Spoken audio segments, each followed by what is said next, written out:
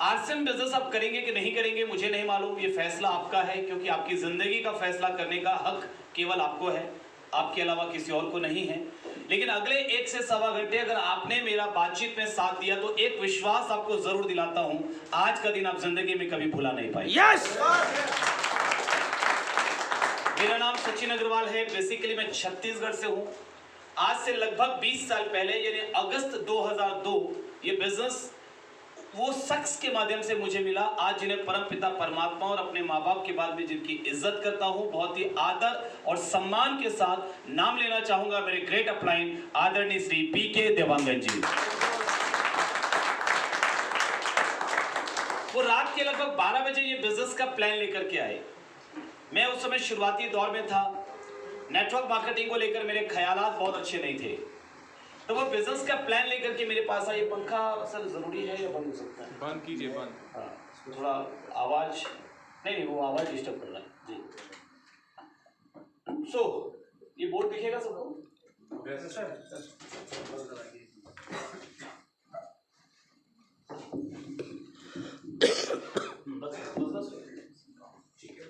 अभी दिख रहा है ना सब सबको? अगस्त 2002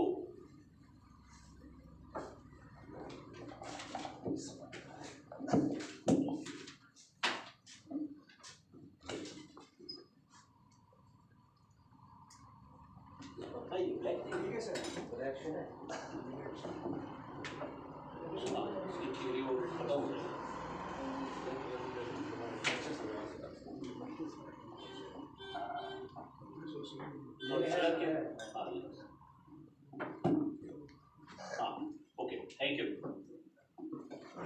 जरूरत पड़ने पर लीडर काम आते हैं। चलिए, बहुत बहुत शुक्रिया। अगस्त 2002 रात के लगभग 12 बजे ये बिजनेस का प्लान लेकर मेरे ग्रेट अपलाइन पीके देवांगन जी मेरे घर पर आए। रात के 12 बजे, मतलब उनसे कंट्रोल ही नहीं हुआ। ये बिजनेस देखने के बाद उनको लगा, वो इतना एक्साइटेड हो गए कि वो रात के 12 बजे आए, मुझे उठा करके उन्होंने कहा सचिन एक जोरदार बिजनेस है। अरे मैंने कहा सर सुबह आ जाते, रात को 12 बजे, मतलब ऐसा कौन सा काम आ गया? तो उन्होंने कहा नहीं सर इतना जबरदस्त बिजनेस है कि मैं रुक ही नहीं पाया। मैंने कहा जी बताइए। तो मैंने कहा क्या बिजनेस है? उन्होंने कहा ये 3 जोड़ी कपड़े हैं, ये तुझे खरीदने हैं, 2 लोगों को बेचने हैं, वो 2 4 को बेचेंगे, 4 8 को बेचेंगे और हम लोग लखपति बन जाएंगे। मैं समझ गया कि ये कोई स्कीम में फंस गए हैं, मुझे फंसाने के लिए यहाँ पर आए हैं। तो मैंने उनको अपना एक्सपर्ट कमेंट दिया। मैंने कहा कि सर ऐसी कंपनियां रोज आती हैं, मैं तो करूंगा नहीं और मेरी सलाह मानिए तो आप भी मत कीजिए। तो जो एक्साइटमेंट लेकर वो मेरे पास आए थे, वो पूरे एक्साइटमेंट की मैंने हवा निकाल दी। अब वो वापस लौट गए। हमारे जो अपलाइन राजस्थान से बिजनेस को बिल्ड करने के लिए छत्तीसगढ़ में आए थे, उनको मालूम पड़ा कि पीके देवांगन जी जो बहुत एक्साइटेड थे, सचिन अग्रवाल नाम के किसी प्राणी ने उनकी पूरी हवा निकाल दी है। तो वो सुबह उनके घर पर पहुंच गए और 4 घंटे लगाकर उन्होंने फिर से उनको एक्साइटेड किया। जहां पर मैंने पिन मारकर पंचर किया था उसको ठीक करके टेप वेप लगा करके वापस से हवा भरी। उसी एक्साइटमेंट के लेवल पर उन्होंने मुझे फोन किया, बोले सचिन। मैंने कहा यस सर बोलिए। बोले तू आरसीएम ज्वाइन करेगा कि नहीं करेगा? बड़े प्यार से पूछा उन्होंने। तो प्यार आप समझ ही गए होंगे, संबंध अच्छे थे तो यही उनका प्यार था। तो उन्होंने कहा तू ज्वाइन करेगा कि नहीं करेगा? मैंने कहा सर आप बोलेंगे तो कर लूंगा, लेकिन मुझे इसमें कोई दम वाली बात नजर नहीं आती। उन्होंने कहा दम को रख किनारे, तू खाली ये बता तू ज्वाइन करेगा कि नहीं करेगा। और मेरी ज्वाइनिंग हो गई। लेकिन संबंधों पे जो ज्वाइनिंग होती है उस पर काम नहीं होता। सो मैंने भी नहीं किया। 6 महीने तक वो मुझे मीटिंग में बुलाते रहे और मैं गोलियां देता रहा। यू नो गोलियां देना क्या? गोली देना मतलब बहाने। आप सब समझदार हैं, आप सब गोलीबाज है ना। आपने बहुत गोलियां दी, पकड़े गए आप पकड़े गए। सो मैंने भी 6 महीने तक गोलियां दी, बहाने बनाता रहा। जब 6 महीने के बाद मुझे लगा अब सारे बहाने खत्म हो गए, अब और क्या बनाऊं, तो सारे पुराने हो गए। तो लगा एक बार मीटिंग में फिर जाना ही पड़ेगा। मैं मीटिंग में गया। मुझे दिक्कत कहां पे हुई कि बाहर गेट पर मुझे रोका गया। बोला भाई साहब 30 रुपए का चालान कटवाना पड़ेगा। ये 2002 की बात कर रहा हूँ, आज तो 150 रुपए का है ना। 150 का टिकट लिया ना आपने? 100 का लिया। तो ये साहब आपके जो अपलाइन है उनके लिए एक बार तालियां बजा दीजिए। 50 रुपया वो अपनी जेब से भर रहे हैं। मीटिंग की टिकट 150 रुपए की है। मेरी टिकट तो 150 की है, वो 50 रुपए अपनी जेब से भर रहे हैं। सो आज 150 का टिकट है। 20 साल हो गए, 2002 से 2022, 20 साल में महंगाई 10 गुना बढ़ी है। हम आरसीएम को शुक्रिया अदा करते हैं कि आरसीएम की टिकट खाली 5 गुना बढ़ी है, 30 से 150 पे आया है। तो बाहर मुझे रोका गया कि साहब 30 रुपए का चालान कटवाना पड़ेगा। मैंने कहा किस बात का चालान? समोसा मिलेगा अंदर।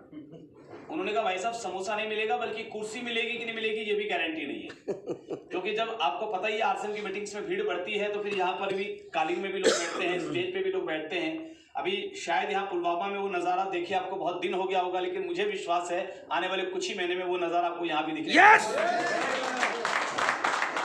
तो उन्होंने कहा कुर्सी मिलेगी कि नहीं मिलेगी गारंटी नहीं है, अंदर घुसने की फीस है 30 रुपए।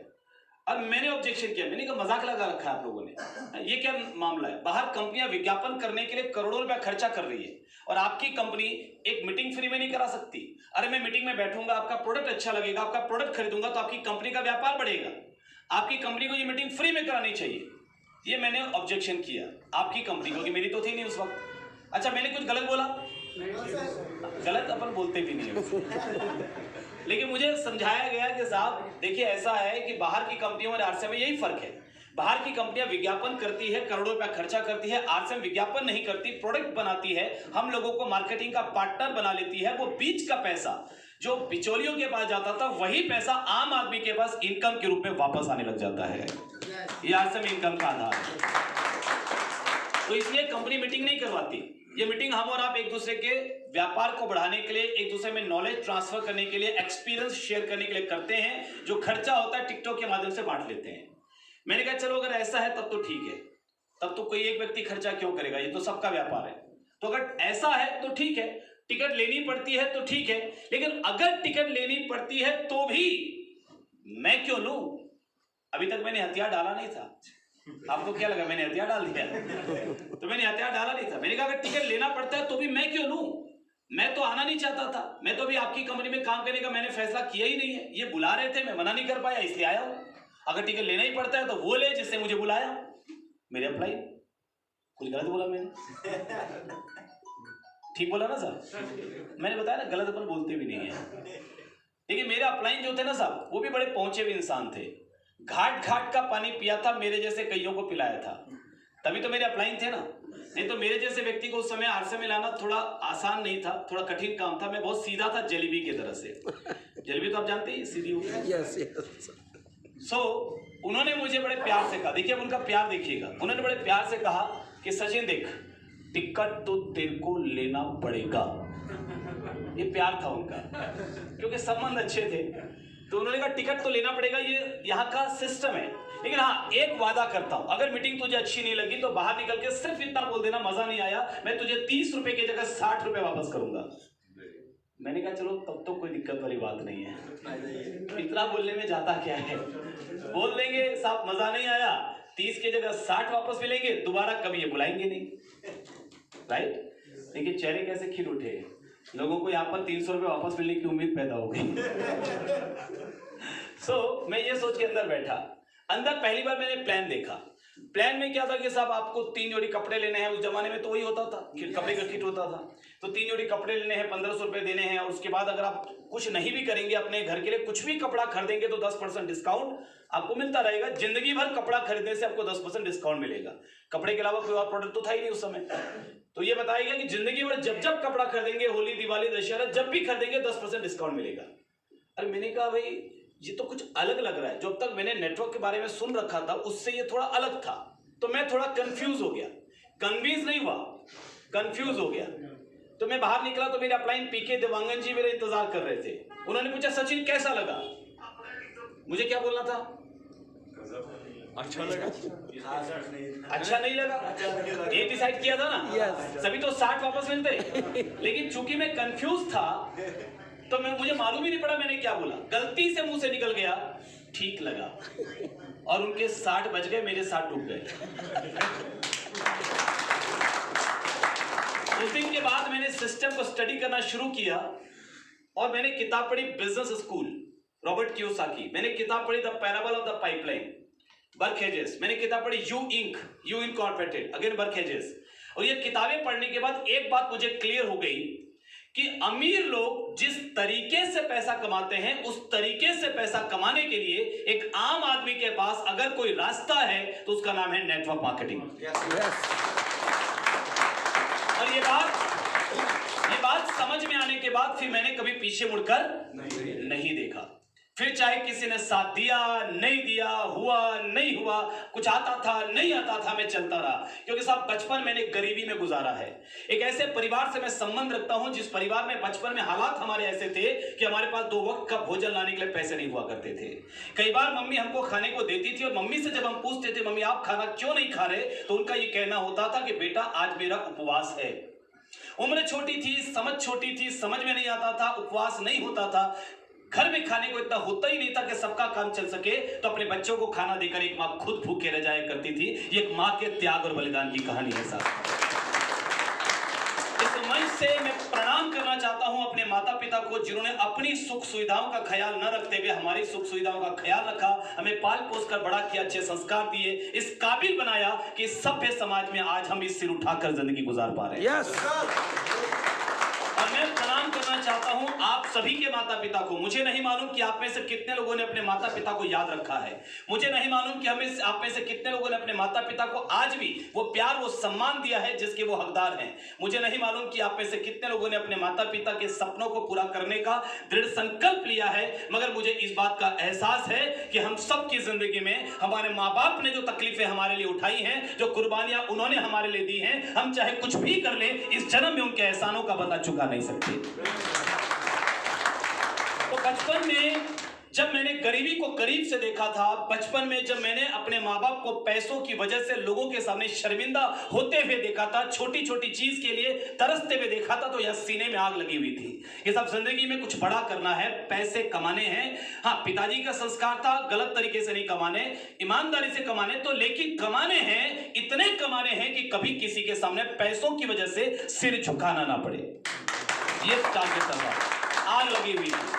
तो मैंने बिजनेस शुरू किया तो कुछ आता नहीं था, उम्र बहुत छोटी थी, 20-22 साल की मेरी उम्र रही होगी, तो कोई बहुत ज्यादा उम्र नहीं थी उस वक्त, तो मुझे आता कुछ नहीं था। कभी मैं निकला नहीं था अपने घर से बाहर, कभी मैं अपने शहर से बाहर गया नहीं था, मुझे बाहर का आइडिया नहीं था, बसों में कैसे ट्रेवल करते हैं, ट्रेन में कैसे ट्रेवल करते हैं, क्या था कुछ मालूम नहीं था। और वैसे भी मैं पढ़ाई में बड़ा ब्रिलियंट था, बहुत तेज था। आपके यहाँ पर बोर्ड कितने क्लास में होता है? 8th में, 8th और 10th, 8th 9th 10th। हमारे वहां पर उसमें 7th में और 10th में बोर्ड होता था, जगदलपुर में 7th 10th का बोर्ड होता था। तो 7th के बोर्ड में मैंने बहुत मेहनत की और जबरदस्त नंबर से पास किया। जाना चाहेंगे नंबर? छोड़ो ना, काय बेइज्जती करा रहे हो। मैंने बहुत मेहनत की और 34% से पास किया। तो नंबर देखकर आप समझ ही गए होंगे मैं बहुत ब्रिलियंट स्टूडेंट था, बचपन से बहुत तेज था। तो जब आर्ट्स एंड बिजनेस की बारी आई और काम करने की बारी आई, पहले शहर में कुछ लोगों को प्लान दिखाया, कुछ लोगों को ज्वाइन कराया, कुछ लोगों ने मना किया, कुछ हाँ बोला, वो चलता रहा, मिक्स रिएक्शन आता रहा। फिर एक व्यक्ति ने बोला कि सर कांकेर, जगदलपुर से कांकेर 150 किलोमीटर है, बस में 5 घंटा लगता है। तो उसने बोला सर कांकेर में मेरे एक रिश्तेदार हैं, वहां पर बिजनेस अगर हम फैलाएं तो मजा आएगा। तो मैंने सोचा जिंदगी में कभी मैं कांकेर गया ही नहीं हूँ, 150 किलोमीटर होगा, लेकिन मेरे लिए तो ऐसा था कि जैसे मैं फॉरेन टूर पे जा रहा हूँ। तो मैंने कहा यार कहाँ से बस पकड़ेंगे, कहाँ उतरेंगे, बस में कैसे बैठेंगे, सीट मिलती है नहीं मिलती है, कोई उठा तो नहीं देगा, खड़े होके जाना है, बैठ के जाना है, लेट के जाना है, वहाँ कहाँ उतरेंगे, वहाँ घर कैसे जाएंगे, क्या मिलता है, कुछ भी मालूम नहीं। डर लगा हुआ था कि यार ट्रेवल कैसे करेंगे। फिर भी मैंने उसको बोला हाथ चलेंगे। क्यों? क्योंकि सब सीने में आग लगी हुई थी कि जिंदगी गरीबी में नहीं गुजारनी है, मुफलिसी में जिंदगी नहीं गुजारनी, अभाव और समझौते की जिंदगी नहीं जीनी। अपने परिवार को वो हक उनका दिलवाना है जो हक उनका अच्छी जिंदगी जीने का है। अगर मैं उनके घर पे हूं तो उनका हक है कि मैं उनको वो सारी खुशियां ला करके दूं, सारी खुशियां ला करके। तो हम गए कांकेर, हम कांकेर गए, बस में बैठे, जैसे भी बैठे कांकेर गए, पहुंचे वहां पर। तब तक उस रिश्तेदार से उसकी फोन से बात हो रही थी, वहां पहुंचते तक बातचीत चालू थी। पहुंचे, उसके बाद घर, वो उसने कहा कि सब घर पहुंचो मैं आता हूं। घर पहुंचे, वहां भी बातचीत हुई। 1 घंटे बाद फोन किया, 1 घंटा हो गया नहीं आया। 1 घंटे बाद फोन किया, बोला बस मैं निकल रहा हूँ। फिर 1 घंटे बाद फोन किया, बोला रास्ते में क्रिकेट मैच था वहां रुक गया था, मैं बस जस्ट आ ही रहा हूँ। फिर आधे घंटे बाद फोन किया तो स्विच ऑफ। कभी हुआ आपके साथ ऐसा? आधे घंटे बाद स्विच ऑफ। फिर 1 घंटे बाद फोन किया, स्विच ऑफ। 2 घंटे बाद फोन किया, मतलब टोटल 4 घंटे 4.5 घंटे हो गए। अब घर वाले भी हर आधे घंटे में पानी लाकर दे रहे हैं, लेकिन वो भी देख रहे हैं कि ये जाएंगे कब। उनको भी समझ में आ गया कि साहब हमारे घर वाला इनसे मिलना चाहता नहीं है, ये जबरदस्ती बैठे हुए हैं। तो उन्होंने कहा सर आप किसी और दिन आ जाइएगा। अरे हमने कहा भाई जगदलपुर से आए हैं, हमारे लिए तो इतना लंबा ट्रैवल करना जिंदगी में पहली बार हुआ है, तो हम मिलके जाएंगे। 5.5 घंटे हो गए, जब बंदा आया नहीं तो थक हार करके, निराश हो करके हमने कहा भाई ठीक है अब निकलते हैं, नहीं था मिलने का तो फिर कभी मिलेंगे। घर से बाहर आए। अब मुझे चिंता उस व्यक्ति की नहीं थी जो मिला नहीं, चिंता मुझे उस व्यक्ति की थी जो मेरे साथ था। वो बेचारा डिमोटिवेट हो रहा था। तो सजाद साहब, उसको देखकर मुझे लगा यार ये बंदा, मैंने उससे पूछा चलो कोई बात नहीं अपन और लोगों से मिलेंगे, तो मिलवाना चिंता मत करो। उसने कहा सर मुझे लगता नहीं कि और कोई करेगा। मैं समझ गया ये गया। अब मैंने कहा इसको बचाना जरूरी है, तो मैंने कहा भाई इनसे अपन मिलके जाएंगे। उसने कहा सर कैसे मिलेंगे, वो तो मिलना ही नहीं चाहते। मैंने कहा साहब रात यहीं रुकेंगे, सुबह 6 बजे पहुंचेंगे उनके घर पे, कहाँ भाग के जाएंगे। उन्होंने सोचा भी नहीं होगा सपने में ये सुबह 6 बजे आ सकते हैं। तो उसने कहा कि सर रुकेंगे कहाँ। मैंने कहा वो तो मुझे भी नहीं मालूम रुकेंगे कहाँ, क्योंकि उस दिन के पहले तक कभी मैं जीवन में होटल में नहीं रुका था। तो मैंने कहा लेकिन पता करते हैं, किसी से पूछते हैं, कोई तो बताएगा। तो हम जाकर के हमने कुछ लोगों से पूछा, तो किसी ने बोला बस स्टैंड के पास एक कोई लॉज है, वहां पर आप रात को रुक सकते हो। तो वहां गए हम, फिर वहां रुके और सुबह 5 बजे तैयार होकर चेकआउट करके 6 बजे उस व्यक्ति के घर पहुंच गए। उसके घर वालों ने दरवाजा खोला और देखा हम लोग खड़े हैं, तो उन्होंने कहा आप लोग गए नहीं। हमने कहा कोई जरूरी काम आ गया था तो रुक गए थे, तो सोचा जाते जाते मिलते चलते हैं। तो उन्होंने कहा भाई वो तो सोए हुए अभी। हमने कहा वेट कर लेंगे कोई बात नहीं। फिर उनके जवाब का इंतजार किए बिना हम अंदर घुस गए। तो अब वो घुस ही गए, तो उन्होंने कहा ठीक है बैठिए हम पानी लाते हैं। तो वही पानी का सिलसिला शुरू हुआ। तो हमने कहा उठते कब है, बोले नहीं रोज तो 6 बजे उठ जाते हैं, तो देखते हैं उठ ही जाएंगे। अभी 6:30 बज गया, उठे नहीं। 7 बज गया, उठे नहीं। 7:30 बज गया, उठे नहीं। वो साथ वाला बंदा परेशान होने लगा, सर ये क्या हो रहा है। अरे मैंने कहा चिंता मत कर, बाहर निकलने का दरवाजा एक ही है और इसको ऑफिस भी जाना है। बाहर था तो ऑप्शन था इसके पास, अब कोई ऑप्शन नहीं, तू चिंता मत कर, अपन मिलके ही जाएंगे। मैंने कहा अपन मिलके ही जाएंगे, तू चिंता मत कर। तो बैठे रहे सब। 8:30 बजे बंदा आंख मलते हुए आया। रोज उठता होगा 6 बजे, उस दिन 8:30 बजे उठा, क्योंकि पता चल गया था हम आके बैठे। 8:30 बजे उठकर आया, बोला अरे आप लोग गए नहीं। हमने कहा नहीं बस रुक गए, आपसे सोचा मिलते चलते हैं। अब वो आकर के बैठा, भी हमने कुछ बोला नहीं था। इरफान साहब हमने कुछ बोला नहीं था, वजीर साहब हमने कुछ नहीं बोला। भी वो खुद ही चालू हो गया।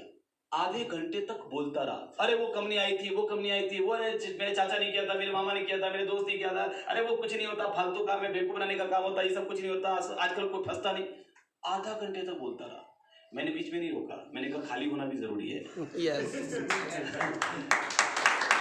हमारे लिए सबसे ज्यादा प्रॉब्लम क्या होती है, क्यों कुछ लोग फेल हो जाते हैं, वो केवल सुनाने जाते हैं, सुनने नहीं जाते। आप अगर कामयाब होना चाहते हैं तो एक मंत्र याद रखना, जितना सुनाना है उससे कई गुना ज्यादा सुनना है। 75% सुनना है, 25% सुनाना है। अगर आपने ये मंत्र फॉलो कर लिया तो आपकी हर ज्वाइनिंग फाइनल होगी। यस। सुनो ना, क्या जाता है अपना, सुन लो ना, खाली होने दो उस बंदे को। तो आधा घंटा बोलता रहा। 9 बज गए। अब उसको भी ऑफिस पे जाना था, तो बोला सर ऑफिस के लिए लेट भी हो रहा है। तो अब मैंने कहा सर देखिए ऐसा है, ये आपके रिश्तेदार हैं, हम यहाँ पर आपसे ही मिलने आए। कल रात को हमको और कोई काम नहीं था, हम रुके सिर्फ आपसे मिलने के लिए कि सो आपसे मिलकर जाएंगे। क्या आप हमको 15 मिनट का समय देंगे। उसे कहा नहीं हाँ ठीक है ना, बोलिए कोई ऐसा कोई दिक्कत नहीं, बोलिए 15 मिनट तो है मेरे पास। अब आधा घंटे हमने सुना था तो 15 मिनट तो सुनेगा ही सुनेगा ना। उस 15 मिनट में फिर मैंने प्लान दिखाया जबरदस्त तरीके से। अब उस जमाने में प्लान कैसा होता था मुझे पता नहीं था, प्लान ज्यादा हमको आता नहीं था, नए नए थे, लेकिन दिखाते पूरा जोश के साथ थे साहब।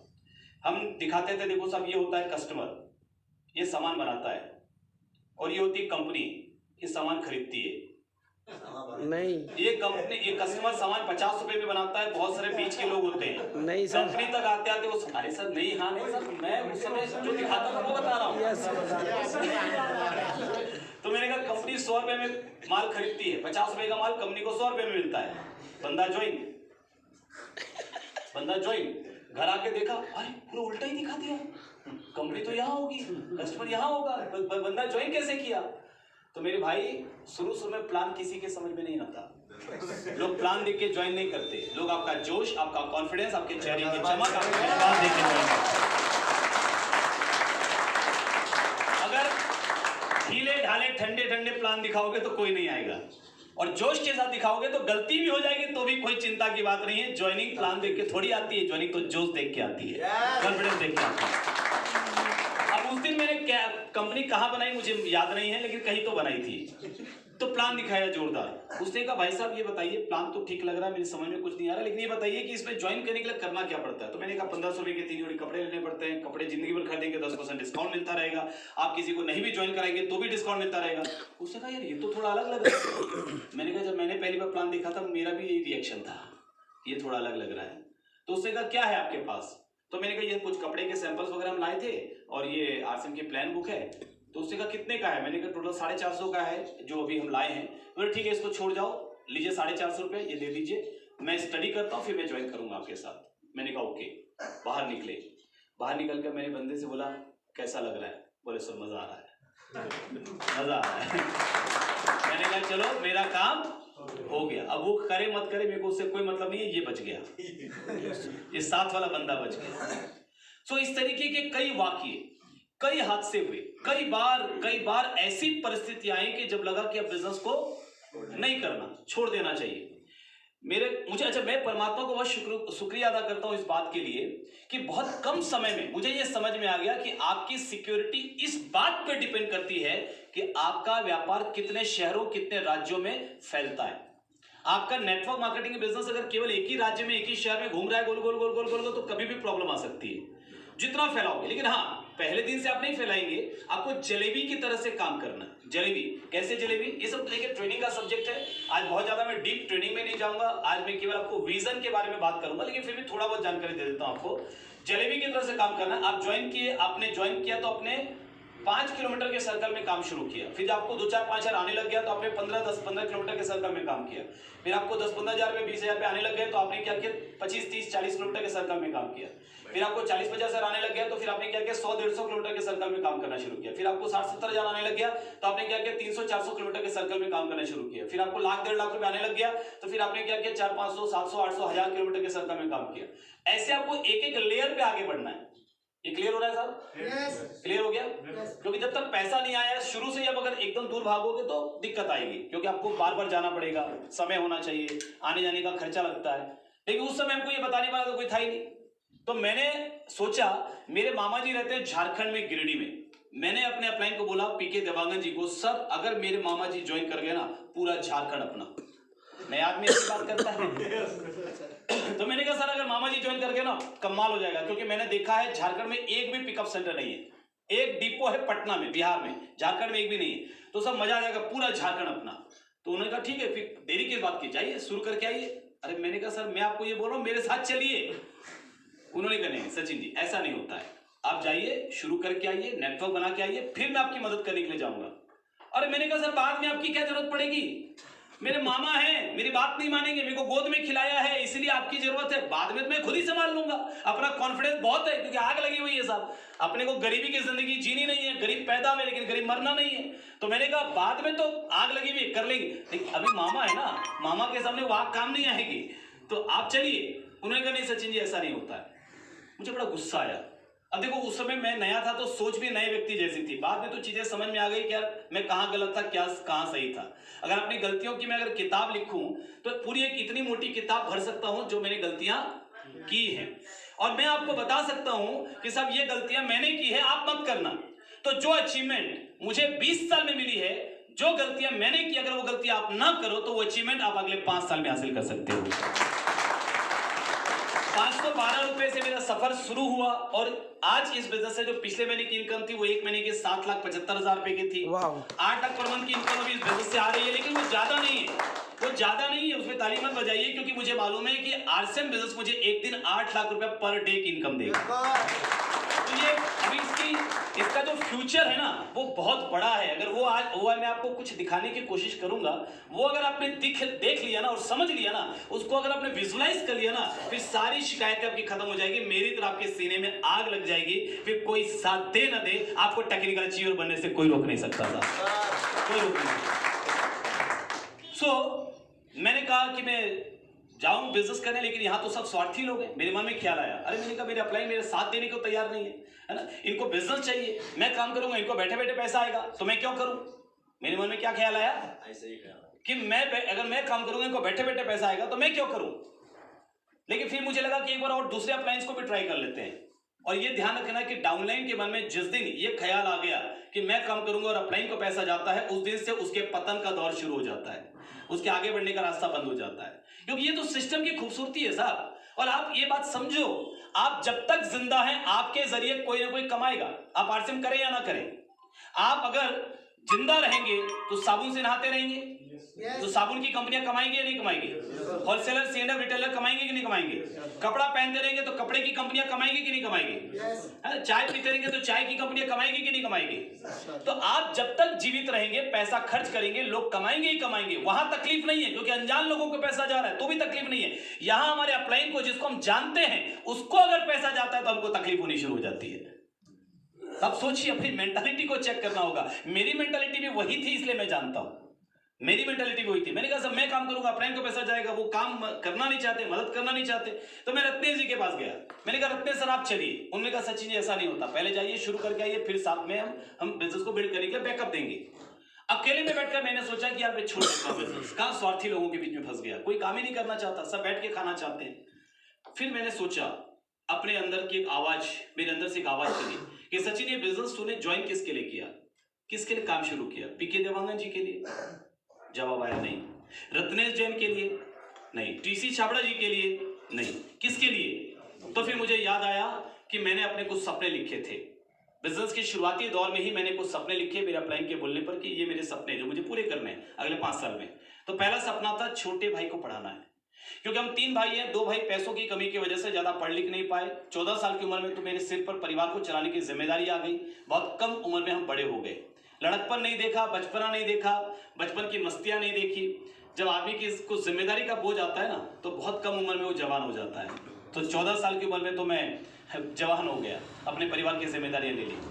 तो हमारी इच्छा थी कि छोटा भाई विकास, जो मुझसे 5 साल छोटा था, वो जो पढ़ना चाहेगा पढ़ाएंगे, जिस कॉलेज में पढ़ना चाहेगा वो हम पढ़ाएंगे। मकबूल साहब जिस कॉलेज में पढ़ना चाहेगा। फिर एक सपना था कि पिताजी के सारे कर्जे चुकाने, क्योंकि हमारे में एक मान्यता है कि सब कर्जे लेकर के मरने से आत्मा को सुकून भी नहीं मिलता। तो मेरी ये इच्छा थी कि मेरे पिताजी इस दुनिया से जाएं तो उनके सिर पर 1 रुपए का कर्जा ना रहे। तो जितने भी कर्जे वो सारे कर्जे मैं चुकाऊंगा जो पिताजी के हैं। फिर एक सपना था कि मम्मी को तीर्थ यात्रा करवाना है। फिर एक सपना था कि एक बाइक लेनी है। फिर एक सपना था कार लेना है। फिर एक सपना था खुद का मकान लेना है, क्योंकि खुद का मकान नहीं था हमारे पास। और जब खुद का मकान नहीं होता है ना साहब, तो किराए के मकान में मकान मालिक के रहमो करम पर जीवन जीना पड़ता है। वो एक कील नहीं ठोक सकते आप अपनी मर्जी से। आप लोग तो फिर यहाँ पर मैक्सिमम लोगों का खुद का मकान है, तो वो दर्द शायद आप समझ पाएंगे या नहीं समझ पाएंगे। लेकिन साहब एक कील नहीं ठोक सकते अपनी मर्जी से अगर आप किराए के मकान में। तो वो चीज़ ऐसा लगता था, खुद का मकान होना चाहिए। फिर ये लगता था कि फॉरेन टूर करना है, विदेश यात्रा करना है, पूरा देश घूमना है, देश की एक एक खूबसूरत जगहों को देखना है। वो बहुत सारे सपने लिखे थे। तो अंदर से आवाज आई कि ये बिजनेस मैंने किसके लिए किया, उनके लिए नहीं किया जो साथ नहीं दे रहे, इनके लिए किया जो मेरे परिवार के लोग हैं, जिनके सपने पूरे करना मेरी जिम्मेदारी है। तो मैं खड़ा हुआ कि मैं अकेला जाऊंगा। जिंदगी में कभी मैं अकेला ट्रेन पे सफर मैंने नहीं किया था। गिरिडीह जाने के लिए, झारखंड जाने के लिए जगदलपुर से रायपुर 300 किलोमीटर 8 घंटे का बस का सफर। रायपुर से टाटानगर ट्रेन 12 घंटे का सफर। टाटानगर से मधुपुर 8 घंटे का सफर ट्रेन। मधुपुर से गिरिडीह 1.5 घंटे का सफर बाई ट्रेन। 3 ट्रेन 1 बस, 3 ट्रेन 1 बस, ये बदल करके मुझे जाना था। मुझे कुछ नहीं मालूम ट्रेन कहां से मिलेगी, सीट कहां से मिलेगी, रिजर्वेशन किसको बोलते हैं, बस कहां से मिलेगी, एक स्टेशन से दूसरे स्टेशन कैसे जाएंगे, एक ट्रेन से दूसरी ट्रेन कैसे पकड़ेंगे, कुछ नहीं मालूम। तो डर लग रहा था कि करूंगा कैसे। फिर भी मैं गया, क्योंकि सीने में आग लगी, क्योंकि सीने में आग लगी हुई थी साहब। जो छोटे छोटे कारणों से, छोटी छोटी तकलीफों से रुक जाते हैं ना, वो इसलिए रुक जाते हैं कि अभी उनकी आग नहीं लगी है। जिस दिन आग लगेगी ना, कोई मुश्किल आपका रास्ता नहीं रोक पाएगी साहब, कोई मुश्किल नहीं, कोई मुश्किल नहीं। मैं गया गिरिडीह। जब गिरिडीह पहुंचा तो गिरिडीह में मामा जी ने बोला मम्मी पापा कहाँ हैं। तो मैंने कहा मैं अकेला आया हूँ। बोले मैं मान ही नहीं सकता, कहाँ है, पीछे है। मैंने कहा नहीं मैं अकेला आया हूँ। उनको विश्वास ही नहीं हुआ। बोले क्यों आया अकेला। तो मैंने कहा साहब ये बिजनेस है, ये बिजनेस में आपको ज्वाइन कराने आया हूँ। तो उन्होंने कहा क्या बिजनेस है। मैंने कहा ये 1500 रुपए का 3 जोड़ी कपड़ा आपको लेना है। अरे बोले पैसा चाहिए था तो फोन कर देता, मनी ऑर्डर कर देता। तो अकेला क्यों आया। अरे मैंने कहा आपको खाली ज्वाइन नहीं कराना है, आपके माध्यम से 10 ज्वाइनिंग और चाहिए। तो मामा जी का नहीं भैया, मैं कान पकड़ता हूँ, ये मेरे बस की बात नहीं, ये तू 1500 पकड़, भांजे का कुछ फायदा होता है तो मामा का क्या जाता है, लाख किट दे, तेरा किट एक मैं खरीद लेता हूँ, किसी को बोलने नहीं जाऊंगा। मैंने कहा मामा इतना दूर से अकेले आया हूँ, निराश भेजोगे? अरे मामा ने कहा तो मैं क्या करूं, मैं नहीं जोड़ सकता। मैंने कहा जोड़ना मत, मिलवाना मेरे से, मिलवा सकते हो मेरे से? बोले मिलवा दूंगा लेकिन मैं कुछ नहीं बोलूंगा, तू बोलेगा। मैंने कहा ठीक है मामा, खाली आप इतना बोल देना कि सब मेरा भांजा है, क्या कर रहा है एक बार देख लो, अच्छा काम करता है ये, क्या कर रहा है देख लो, इतना तो बोल दोगे? तो बड़े दुखी मन से उन्होंने कहा ठीक है भाई गया तो चलो इतना बोल दूंगा। वो लेकर गए अपने साढ़ू के पास। साढ़ू समझते हैं? दो बहन के दो पति आपस में साढ़ू हैं। तो उसके बाद लेकर गए, उनका किराना दुकान था, और वहां पर भी मैंने प्लान दिखाया जबरदस्त तरीके से। अब कहाँ कंपनी बनाई याद नहीं मुझे, तो जबरदस्त तरीके से प्लान दिखाया। उन्होंने कहा लास्ट में देख प्लान तो तेरा बहुत अच्छा लग रहा है लेकिन समझ में कुछ नहीं आ रहा है। मैंने कहा घनघोर बेइज्जती, इससे बड़ी बेइज्जती क्या हो सकती है, जब समझ में कुछ नहीं आ रहा तो अच्छा क्या लग रहा है। तो उन्होंने कहा कि एक काम कर, हमारे मोहल्ले में एक LIC एजेंट रहता है विनय कुमार राय, उसको बुला देता हूँ, उसको समझा दे, वो करता रहता है ऐसे काम, तो वो उसको समझा दे। मैंने कहा ठीक है बुलाइए। उन्होंने विनय कुमार राय को बुलाया, मैंने उसको प्लान दिखाना चालू किया, ऐसे ऐसे ऐसे ऐसे पैसे आएंगे, ऐसे पैसे आएंगे। अभी आधा प्लान हुआ था, उसने 1500 रुपये निकाला जेब से, बोला सर ये लीजिए ज्वाइन कराइए मेरी फटाफट, और मेरे साथ मिलेंगे लोगों से। मैंने कहा काम हो गया। मैंने कहा मामा जी आप जाओ घर जाके सो जाओ, आपका काम हो गया। और मैंने विनय कुमार राय के साथ बैठकर फील्डिंग शुरू की, और उस महीने मैंने वहां से 49 ज्वाइनिंग्स करवाई। वाह। लेकिन 49 लोगों का पैसा तो आ गया 1500 रुपए के हिसाब से, लेकिन वहां पर एक भी पिकअप सेंटर था नहीं, डिपो था नहीं, डिपो था पटना में। अब वहां के लिए फिर 2 ट्रेन बदलनी थी, वहां से मधुपुर, मधुपुर से पटना, फिर वही डर, और इतना पैसा जेब में लेकर, कोई जेब काट लेगा, कोई लूट लेगा, कोई डरा धमका के छीन लेगा। उम्र भी कम थी, कभी ट्रेवल किया नहीं था, बहुत डर लगा, फिर भी मैं गया। क्यों? आग लगी थी यहाँ पर आग लगी हुई थी साहब। तो मैं गया, किट उठ लिया, किट उठ लेकर के ट्रेन में लोड किया तो एक पुलिस वाला आया, उससे डंडा रखते ना पुलिस वाले ट्रेन में आते, बोले ये सामान किसका है, ये सामान किसका है? मैंने कहा सर मेरा है। कैसे चढ़ाया ऊपर? मैंने कहा सर दरवाजे से चढ़ाया। बोले मजाक कर रहे हो, परमिशन कहाँ है? मैंने कहा परमिशन? बोले सवारी डब्बा, यहाँ सामान इतना लेके नहीं जा सकते, कैसे चढ़ाया, परमिशन? मैंने कहा परमिशन तो मुझे नहीं मालूम था, लेना पड़ता, आप दे दीजिए परमिशन। और बोले वही तो मैं बोल रहा हूँ, परमिशन लेना पड़ेगा। मैंने बगल वाले को बोला, मैंने कहा यार ये बोल क्या रहे हैं, मेरे समझ में नहीं आ रहा है। बोले थोड़ा चंदा पानी देना पड़ेगा, अच्छा पानी देना पड़ेगा। तो मैंने कहा मतलब? बोले 50 रुपये दे दे, जबान मत तड़ा, फंस जाएगा नहीं तो 50 रुपये दे दे। तो मैंने जेब से 50 रुपये निकाला, दिया, बोला ठीक है, चला गया। मैंने कहा अरे बाप रे ऐसा भी होता है क्या? मेरे लिए तो पहला एक्सपीरियंस था। अब अगले स्टेशन पर फिर एक पुलिस वाला चढ़ा, उसने कहा ये सामान, मैंने बिना कुछ बोले अब की बार 50 निकाला, वो लेके चला गया। अब उन्होंने सब अपने सब भाइयों को बता दिया कि यहाँ पर बट रहा है। अब हर स्टेशन पे एक चढ़े 50 का पत्ता लेके जाए, तो आते आते तक तो एक किट का पैसा तो वैसे ही चला गया। खैर एनीवेज आया, मैं सबको किट दिया, काम आगे बढ़ाया, आज वो मामा जी एमरल्ड अचीवर है। वाह। कई बार ऐसा पल आया कि जब मुझे लगा कि बिजनेस को छोड़ देना चाहिए, ये मेरे बस की बात नहीं है, लेकिन फिर भी मैंने छोड़ा नहीं। मैं परमात्मा को शुक्रिया अदा करता हूँ, छोड़ा नहीं, इसलिए चलता रहा क्योंकि मेरे सीने में आग लगी हुई थी। वहां सुकमा कुंटा कुछ नक्सलाइट इलाके हैं जहां पर बंदूकधारी नक्सली होते हैं। तो शाम को 6 बजे के बाद वहां पर लोग घर से बाहर नहीं निकलते, आज भी नहीं निकलते। वहां रात को 1 बजे हम लोग बाइक पे बैठकर आते थे। ऐसा नहीं था कि बहुत बहादुर थे, डर नहीं लगता था, डर बहुत लगता था, कभी छूटते रहती थी, पसीना निकलता रहता था, क्या होगा, लेकिन साहब फिर भी आते थे क्योंकि सीने में आग लगी थी। ये लगता था कि साहब गरीबी की जिंदगी जी के फायदा क्या, या तो मर जाएंगे या तो कामयाब हो जाएंगे, दोनों में से एक होगा। गरीब आदमी की वैसे भी काय की जिंदगी है साहब। मैंने अपना एक 5 लाख का बीमा करा रखा था। उस समय एक 5 लाख का पॉलिसी आई थी बीमा की, जिसमें कि 3 महीने में मात्र 250 रुपये का प्रीमियम देना पड़ता था, ज्यादा प्रीमियम नहीं था, लेकिन रिस्क कवरेज 5 लाख का होता था। तो मैंने अपने अपलाइन से पूछा, मैंने कहा साहब ये जो 5 लाख की पॉलिसी है इसमें मरने से कितना मिलता है घर वालों को? उन्होंने कहा 5 लाख। तो मैंने कहा बस 5 लाख? बोले नहीं, एक्सीडेंटल डेथ में 10 लाख मिलते हैं। तो मैंने कहा सर अगर गोली लग के आदमी मरे तो एक्सीडेंटल डेथ होगा कि नॉर्मल डेथ होगा? उन्होंने कहा साहब एक्सीडेंटल डेथ होगा। मैंने कहा चलो तब तो कोई दिक्कत नहीं है, 10 लाख मिलेंगे घर वालों को। मैंने कहा जीते जी तो कुछ नहीं कर पा रहे हैं, मरेंगे तो कम से कम 10 लाख तो मिलेंगे। ये सोच कर थोड़ी हिम्मत आती थी और हम निकलते थे, लिटरली जिसको बोलते हैं ना जान हथेली पे लेके चलना या सिर पे कफन बांध कर चलना, उस तरीके से हमने बिजनेस को बिल्ड किया है, उस तरीके से। आज तो अगर आज आप बोलेंगे कि अब जाओ रात को 1 बजे बाइक से, तो अब नहीं जा सकते, क्योंकि उतनी प्रॉब्लम अब नहीं है जितनी प्रॉब्लम उस समय थी। वो कहते हैं ना कि साहब अगर आपकी जिंदगी में चुनौती ज्यादा है और उस चुनौती को आपने चैलेंज के रूप में ले लिया तो यकीनन आप एक महान लीडर बन सकते हैं, आप एक बड़े लीडर बन सकते हैं। एक बार हम किसी गांव पे गए और उस गांव में जिससे मिलने के लिए गए वो व्यक्ति मिला ही नहीं। गांव पूरे गांव में ढूंढ लिया, मिला ही नहीं। अब रात हो गई, रात होने को आगे रात के 8:30 बज गए और हमारी जो बाइक थी रात गांव वहां पर शाम को 6-7 बजे तक लोग सो जाते हैं अंदर, तो रात हो गई और बाइक का टायर पंचर हो गया। अब पंचर बनेगा कैसे, तो रात यही गुजारनी पड़ेगी। और वहां पर माहौल ऐसा था कि कोई दरवाजा किसी अनजान आदमी के खोलने को तैयार नहीं, तो साहब रात अब पूरी रात गुजारनी है। तो एक दुकान के सामने सीमेंट का चबूतरा बना हुआ था, उसको मुंह से, कुछ था नहीं हमारे पास, मुंह से फूंक कर जितना साफ हुआ वहीं पर जमीन पर कभी बैठकर कभी लेटकर, कभी ज्यादा नींद आई तो थोड़ा लेट गए, कभी फिर बैठ गए, ऐसा लेटकर बैठकर हमने रात गुजारी। वही बगल में भैंसें थी, वही बगल में गाय सोई थी, वहीं थोड़ी दूर में कुत्ता सोया था। उन कुत्तों के साथ, गाय के साथ, भैंसों के साथ हमने रात गुजारी। अगले दिन लगा कि यार ऐसा क्या, ये क्या बिजनेस है, इससे बढ़िया हम घर पे ठीक है, नहीं करना हमको। लेकिन फिर अंदर से आवाज आई ये बिजनेस वो सपना पूरा करने के लिए करना है, तो जो शुरू किया है उसको अंजाम तक पहुंचाना है। और साहब अगले दिन मैं फिर निकला, इसलिए आज मैं यहां पर आपके बीच में हूं। कामयाबी खैरात में नहीं मिलती साहब, किसी को नहीं मिलती। कामयाबी के लिए संघर्ष करना पड़ता है, कामयाबी के लिए अपना सब कुछ दांव पे लगाना पड़ता है, कामयाबी के लिए कमिटेड होना पड़ता है, कामयाबी के लिए डेडिकेटेड होना पड़ता है, कामयाबी के लिए जिम्मेदारी लेनी पड़ती है। क्योंकि साहब कामयाबी अपने दम पर ली जाती है, दूसरों के कंधों पे तो केवल जनाजा निकलता है, कामयाबी नहीं निकलती है। हमको लगता है वो करेगा तो हम कामयाब हो जाएंगे, वो डाउनलाइन कर लेगा हम कामयाब हो जाएंगे, अपलाइन मदद करेगा हम कामयाब हो जाएंगे। अरे साहब किसी के करने से कुछ नहीं होगा, जब तक आप नहीं करेंगे तब तक कुछ भी नहीं होगा। यस, आपको करना पड़ेगा। बाकी सब दुनिया आपका साथ देगी, लेकिन तब देगी जब आप मजबूती के साथ खड़े रहेंगे और ये इरादा लेकर खड़े रहेंगे कि कोई साथ दे ना दे, मुझे तो चलना है, मैं नहीं छोड़ सकता, चाहे कुछ भी हो जाए, आंधी आए तूफान आए, मैं चलता रहूंगा। जब ये इरादा होगा ना तो फिर दुनिया साथ भी देती है। दुनिया कमजोर लोगों का साथ नहीं देती, दुनिया मजबूत लोगों का साथ देती है।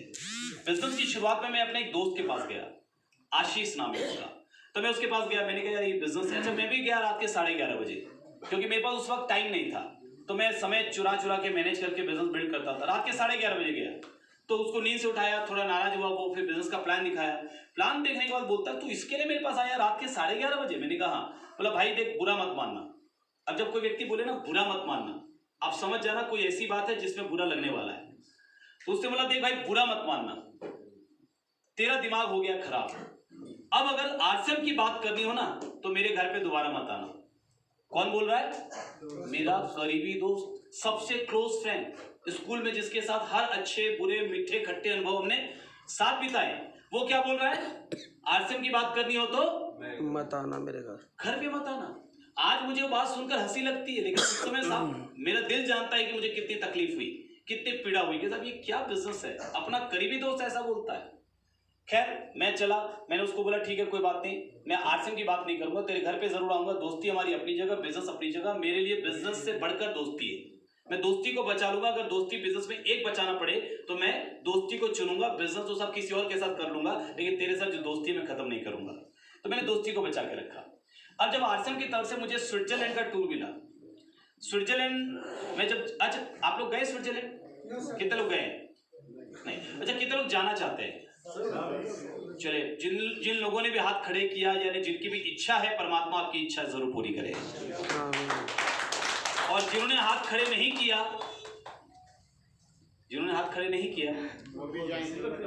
अब वो आपके और उसके बीच का मामला, मैं क्यों बीच में तो वो आपको बात करना है।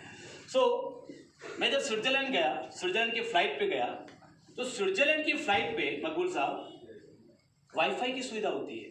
जनरली फ्लाइट में आपने देखा होगा मोबाइल काम नहीं करता, या तो फ्लाइट मोड पे रखना पड़ता है या स्विच ऑफ करके रखना पड़ता है, राइट? लेकिन पहली बार मुझे भी मालूम पड़ा कि स्विट्जरलैंड की फ्लाइट में, फॉरेन की फ्लाइट में वाईफाई की सुविधा होती है। यानी आप इंटरनेट कॉलिंग कर सकते हैं, व्हाट्सएप कॉलिंग कर सकते हैं, फेसबुक कॉलिंग कर सकते हैं, जूम कॉलिंग कर सकते हैं, जूम चला सकते हैं। अरे मैंने कहा मजा आ गया, इसका तो फायदा उठाना चाहिए। मैंने फोन किया, किसको? दोस्त को। क्या बात है, बड़े समझ आ रहे हैं। उसी दोस्त को मैंने फोन किया, मैंने कहा भाई क्या हाल है? अब आज के जमाने में तकलीफ ऐसी है कि किसी के बस कंधे पर हाथ रख दो ना, क्या हाल है, वो आधे घंटे तक रोता रहता है। अरे मत पूछ यार, हालत खराब है, 4 दुकानें और बगल में खुल गई, मार्जिन पहले जैसा रहा नहीं है, गवर्नमेंट के रूल रेगुलेशन स्ट्रिक्ट हो गए, लोग पैसा खा के भाग जाते हैं, उधारी चुकाते नहीं है। आधे घंटे तक रोता रहा, मैं सुनता रहा उसको। फिर उससे पूछा तू बता तेरा क्या हाल है। मैंने कहा मत पूछ। उसको लगा शायद मेरे से भी खराब है, तो उसने हौसला देते हुए कहा नहीं तू चिंता मत कर, तू बता ना क्या बात है, क्या हाल है। मैंने कहा यार मत पूछ। बोला नहीं तू बता ना क्या हाल है। मैंने कहा मैं हवा में उड़ रहा हूँ। उसने कहा मतलब? मैंने कहा मतलब मैं हवाई जहाज में हूँ। क्या बोलता है मालूम? बोलता सचिन बेवकूफ बनाने की तेरी आदत जाएगी नहीं। अरे मैंने कहा मैंने तुझे कब बेवकूफ बनाया? तो बोला बेवकूफ नहीं बना रहा है। अरे क्या मेरे को मालूम नहीं है हवाई जहाज में मोबाइल काम नहीं करता?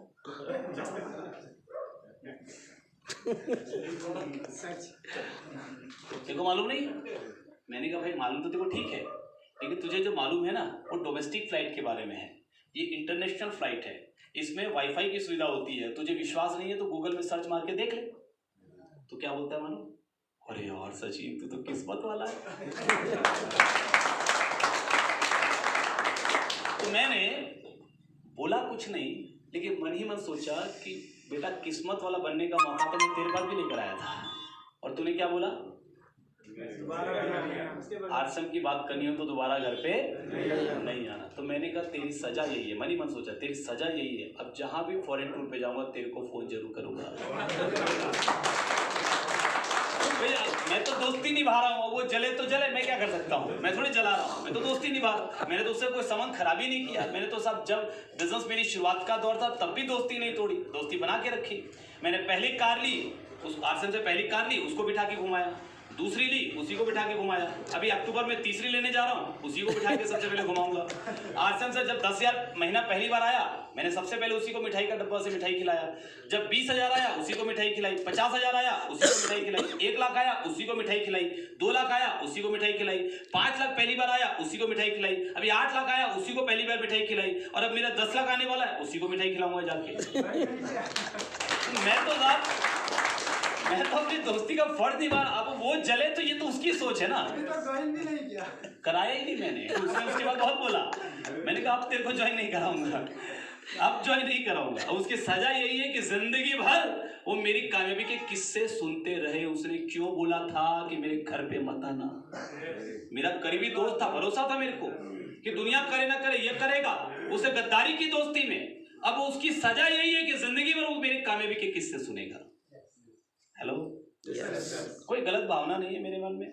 मैं उसको गिराने की कोशिश मैंने कभी नहीं की, उसको नीचा दिखाने की कोशिश कभी नहीं की, उसकी बुराई कभी नहीं की। बस सिर्फ बात इतनी है कि मैं कामयाबी और जैसे जैसे हासिल कर रहा हूँ वो खुशी जाकर मैं सबसे पहले उसी के साथ बांटता हूँ। अब वो खुश हो जाए तो मेरा दोस्त है, ना हो तो फिर उसकी प्रॉब्लम है, मुझे क्या करना।